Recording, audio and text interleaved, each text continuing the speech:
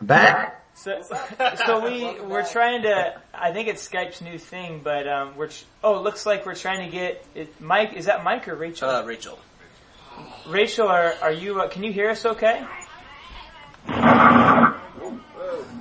Let's find out.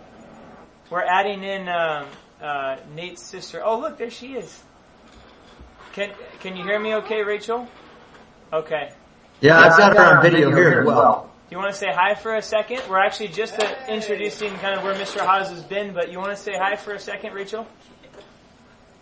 Oh, we can't hear her. Can you, are you muted, Rachel? Do you know? Hi. Hey. Hi. Hello. Good to see you guys. Yeah. Yeah, that's pretty slick. All right. I know. So, very cool. This is Irina Hosanna. Oh, man. Wow. You didn't. And Rachel, we did this. We introduced ourselves just by saying our name and then what years we were at Teen Mania, and then just where you're located today. So, do you want to share that with the group here? I'm Rachel Tully, and I was an intern in Texas 2005. My husband Mike and I stayed in 2006 as court graduates, and we are living in Michigan's Upper Peninsula. All right. Great. Very cool. Good to have you with us. Mr. Hasz, you probably see Mr. Hasz over there. So, so yeah, if you want to go ahead, just continue on. We're just getting into, I guess, where you're at, Mr. Hasz, and so. I wanted to know if anybody had questions. Anyone have any questions about kind of where he's at or what's happening at Bethany International? Well, Dave, I got a question. I see that Sam just completed a triathlon, and I'm curious on what you're going to do to one-up him on that. I mean, so. Well, Sam is still trying to catch up with me. I ran a marathon a year ago. I've been training to run marathons since, but I keep getting injured just for the marathon. So we'll give the little youngster a chance to kind of go run a real man's race, and then we got to go from there. That's very kind of you. I'm glad you have that brotherly love, and you. That's right. You want to lift him up. That's right. That's good. Well, good. Okay. Let's do this. What I was going to do is just share a little bit with you guys, not long. Don't panic. And then open it up for Q&A around anything you want to talk about or ask about or any thoughts you have in your mind. I really, is that okay, Patrick? Just kind of jump into that point? Yeah, go ahead. We're just, if you want to start there and we can do Q&A afterwards. Yeah, that'd be great. I wanted to encourage your hearts, really. It's been a very interesting process for me coming out of Teen Mania. I was there a little bit longer than some of you, but I think it doesn't matter how long you're there. There's an interesting dynamic that's taking place in Teen Mania. God doing incredible things in the lives of people.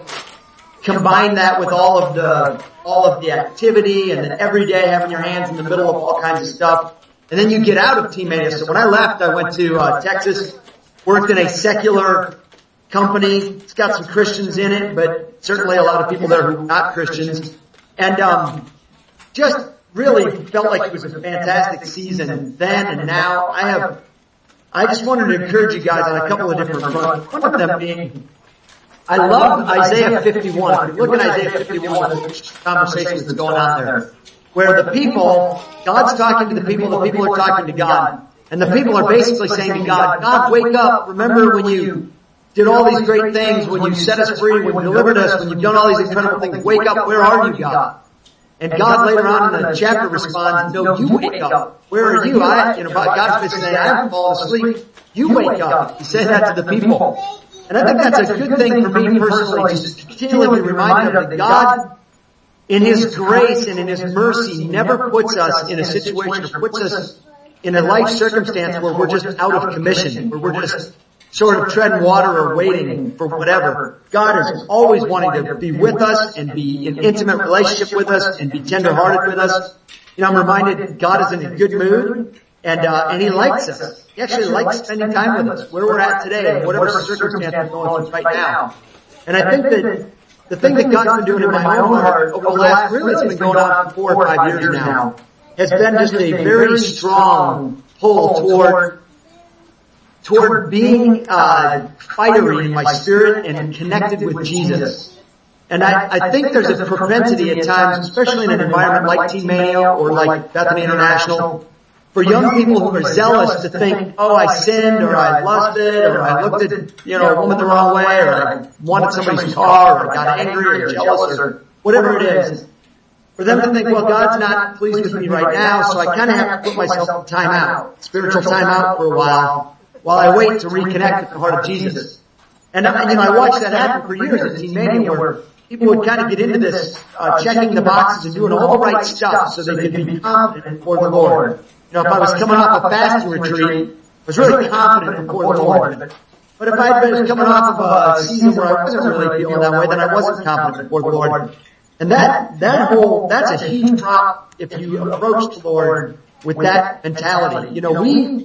We are confident before the Lord because of what Jesus did at the cross, not because of what we've done. I'm not confident before Jesus because I just fasted for 40 days, which I didn't. And I'm not confident before Jesus because I haven't sinned, for 10 minutes. Or I'm confident before God because of what Jesus did at the cross.